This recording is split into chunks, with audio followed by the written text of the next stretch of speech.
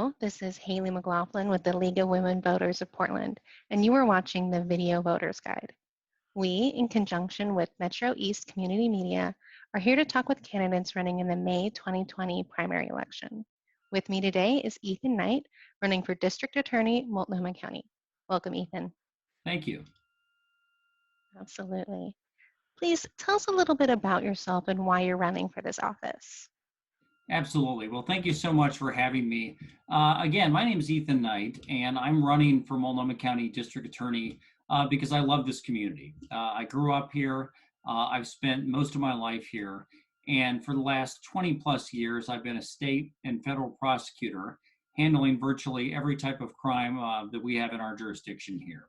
So for roughly 8 years, from 1999 to 2007, I handled cases at the Multnomah County District Attorney's Office: robbery, homicide, environmental crimes, those sorts of things. And then in 2007, I moved to the United States Attorney's Office, where I've handled predominantly terrorism and national security cases, as well as public corruption and some violent crime cases.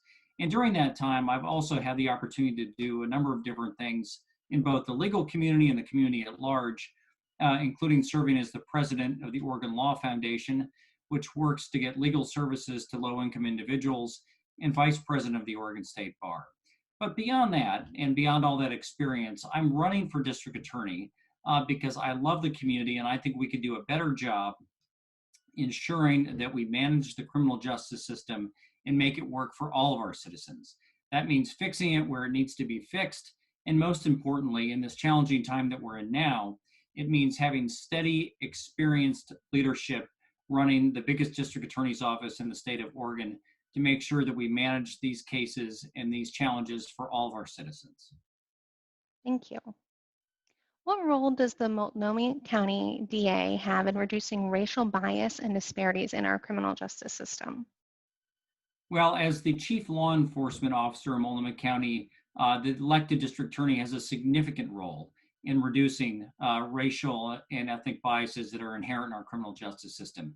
Now, it's important to acknowledge at the outset that the district attorney can't control many of the different factors we see that are the impetus for racial discrimination in our system that exist not only in the criminal justice system, but we're talking about fair housing, we're talking about employment, so many areas. But the DA can do things to affect how sentences are imposed and be a leader in the community in talking about the ongoing challenge that racial discrimination plays in the system. And that's precisely what I plan to do. I've done a considerable work in trying to increase diversity in the legal profession, and I think that'll go hand in hand with my vision and my efforts to ensure that we have a concerted effort on the part of my deputies to reduce racial disparities that exist in the criminal justice system. Thank you. Under what circumstances would you consider charging a juvenile offender as an adult?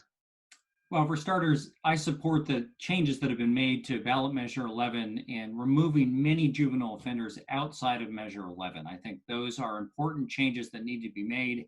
And as someone, again, with over 2 decades of experience in the system, I know that juvenile offenders, both by disposition, background, and frankly, brain development, are different than many of our adult offenders. Having said that, there are rare circumstances in which a juvenile should or could be charged as an adult. The circumstances I see that as being appropriate in are predominantly the most serious of our violent crimes. There are homicide cases where the facts are so egregious that a juvenile may need to be charged as an adult. And I think in doing that, we also need to recognize that a 17-year-old is not the same as a 14-year-old or a 15-year-old. And so to be very careful on a case-by-case basis, if we're going to make that decision to charge a juvenile as an adult, to acknowledge those differences in background and age inherent in every case. And I would really draw on my experience in implementing that vision and that understanding of the law. Thank you. Please discuss the issues related to pre-trial detention and any recommendations you have for reform, including bail.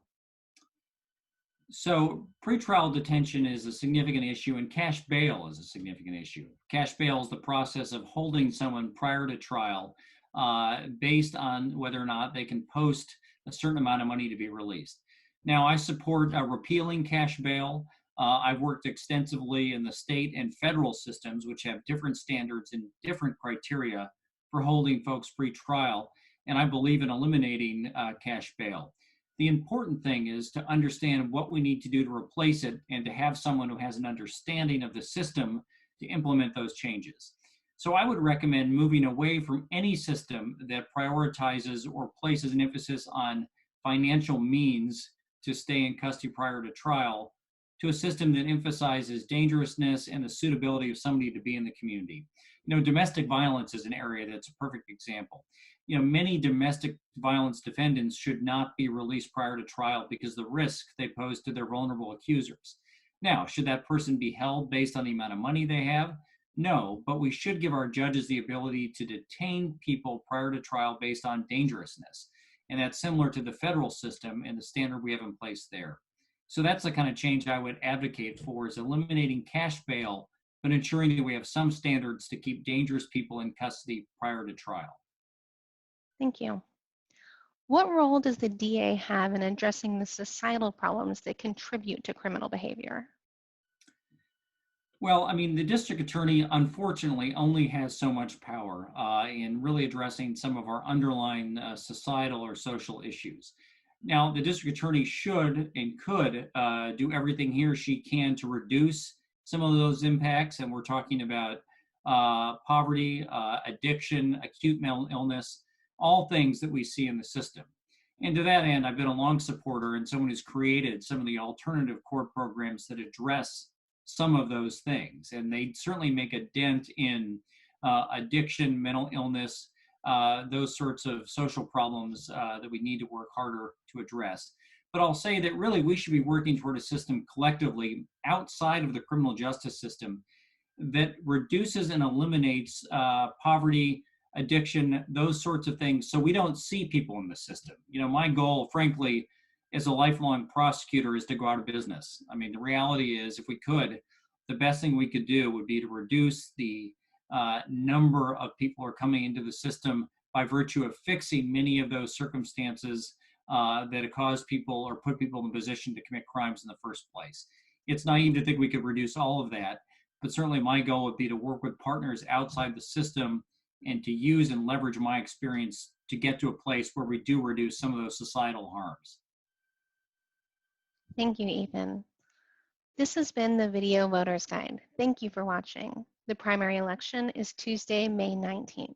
Be sure to inform yourself about the candidates and ballot measures and exercise your right to vote.